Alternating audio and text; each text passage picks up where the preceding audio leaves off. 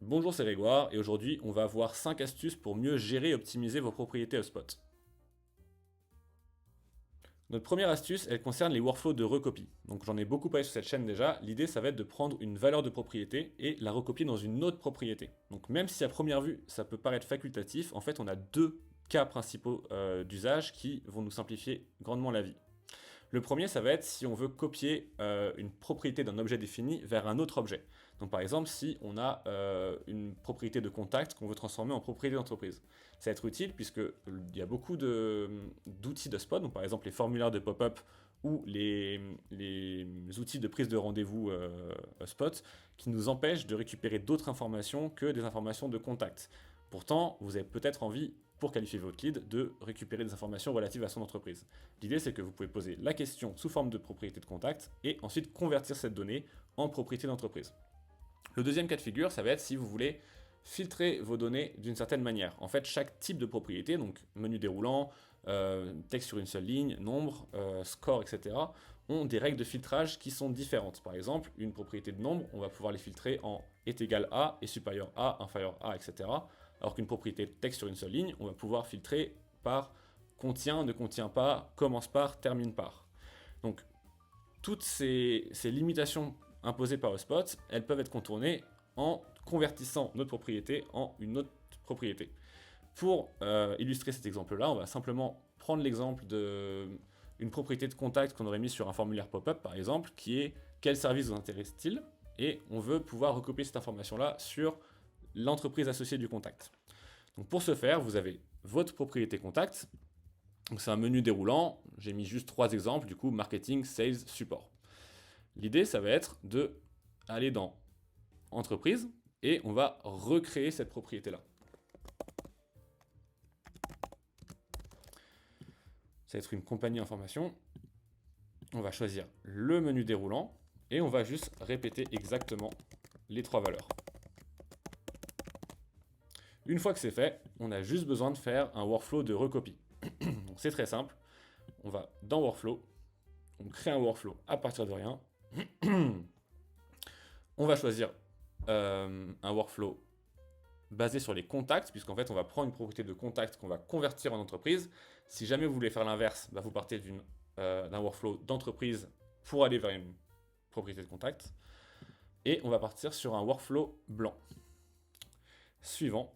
Et ensuite, le trigger est très simple. On va prendre la propriété de contact qui nous intéresse, à savoir service. On va dire si elle est connue. On peut créer un re-enrollment, enfin une réinscription si jamais la valeur change au fur et à mesure. On va cliquer sur plus et tout simplement choisir copier la valeur de la propriété. Donc, on choisit la propriété d'origine, donc c'est service. Là, l'objet cible, cette fois, c'est être entreprise. On peut choisir si on veut que ça s'applique à toutes les entreprises associées à ce lead ou simplement l'entreprise primaire. Et on va juste choisir la propriété de destination, qui est la fameuse propriété qu'on vient de créer ensemble. On sauvegarde et on publie. Et en gros, par ce workflow, dès qu'un contact va remplir notre formulaire pop-up avec une valeur contact, sa compagnie va être automatiquement mise à jour. Notre deuxième astuce, elle va concerner les propriétés de délai. Donc en fait, HubSpot nous permet de créer tout un tas de propriétés personnalisées et une de ces options-là, ça va être de créer des propriétés de calcul. Donc il suffit de cliquer sur créer. On va choisir un type de propriété là. On l'appelle comme on le souhaite. Et dans les field tips, on va choisir calculation. Donc on va créer notre calcul. Donc déjà, on peut faire des calculs, telle valeur plus telle valeur, ou divisé par ces valeurs, etc. Mais ce qui va nous intéresser maintenant, c'est de choisir time between. En gros, l'idée, ça va être que HubSpot va calculer le nombre de jours entre une propriété de date et une autre. Donc par exemple, vous pouvez mesurer votre speed to lead, donc la vitesse à laquelle un lead rentre dans vos bases de données et est contacté par un commercial, en créant cette propriété-là et en choisissant ici create date. Et par exemple, ici, activity date. En faisant ça, vous aurez une propriété qui va vous donner le jour en temps réel, le nombre de jours en temps réel entre ces deux propriétés-là. Donc par exemple, vous pouvez ensuite faire un workflow qui va dire si cette valeur-là est de plus de 20 jours, alors envoyez un mail ou bien lancer une tâche à votre commercial. Notre troisième astuce va permettre de créer une propriété qui va toujours afficher la date d'aujourd'hui. Donc si on revient à notre astuce 2, où on peut faire des délais entre telle action et une autre propriété de date, on va pouvoir maintenant créer des workflows et des propriétés qui vont se baser sur la date d'aujourd'hui pour calculer par exemple depuis combien de temps un lead est créé ou bien depuis combien de temps un lead n'a pas reçu de communication, etc. etc. Le process pour réaliser cette action est un peu compliqué, mais on va le voir ensemble comment faire. L'idée, ça va être de créer une propriété qui va s'appeler date d'aujourd'hui ou today's date, qui va simplement être cette valeur.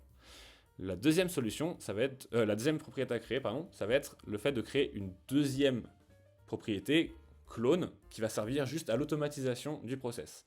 Donc on va créer une autre propriété de date qui va s'appeler date d'aujourd'hui pour une boucle interne par exemple, ou today's date internal loop. Ensuite, on va devoir créer deux workflows. Je les ai fait ici. Le premier, ça va être le workflow principal qui va actionner le fait qu'aujourd'hui, on marque un tampon sur la date today's date.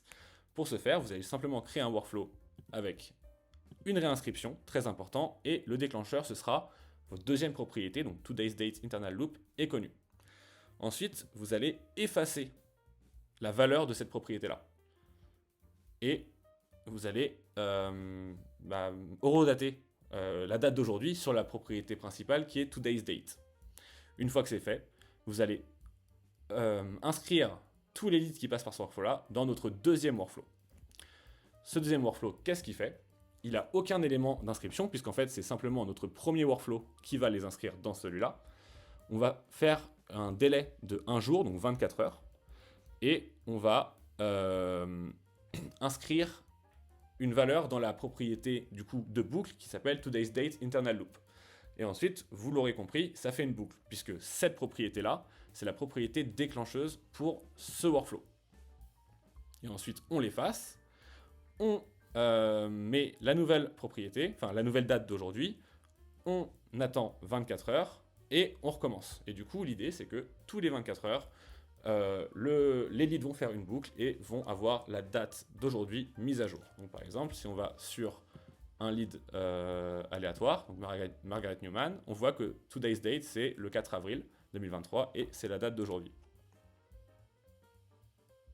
La quatrième astuce de cette vidéo, ça va être le fait de pouvoir créer une multitude de propriétés de lead scoring. Donc pour rappel, le lead scoring, ça va être une propriété de calcul qui va automatiquement donner un score, donc une note à vos leads pour savoir s'ils sont prêts à passer à l'action ou bien s'ils ont besoin d'un peu plus de nurturing. Donc HubSpot propose la propriété qui s'appelle HubSpot Score nativement pour pouvoir gérer ça. Donc l'idée c'est que telle action ou telle propriété va apporter plus de points, une action négative va retirer des points et à la fin le lead aura une note entre 0 et 100 en général qui va déterminer sa propension à acheter. HubSpot nous permet de créer nous-mêmes ce type de propriété en cliquant sur Create Property.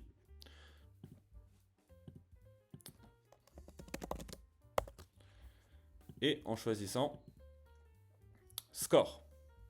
Et quand on va créer un score, on va se retrouver dans le même schéma que quand on crée notre propriété de scoring, et on va pouvoir appliquer des points positifs et des points négatifs.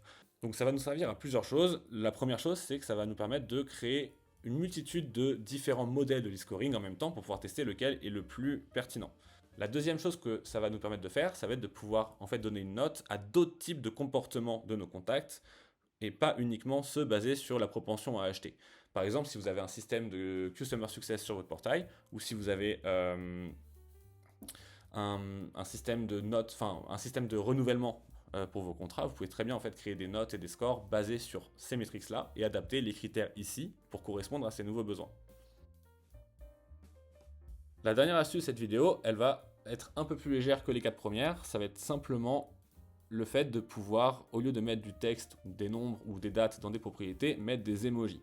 Donc en soi, c'est pas vital, mais ça permet en fait de pouvoir égayer certains rapports ou certains tableaux de bord, ou même en fait d'avoir une vision beaucoup plus visuelle justement de votre base de données. Donc par exemple, j'avais créé une propriété qui mesurait du coup la santé de mes process. Donc par exemple, en fait, si un lead va remplir un mauvais formulaire, je vais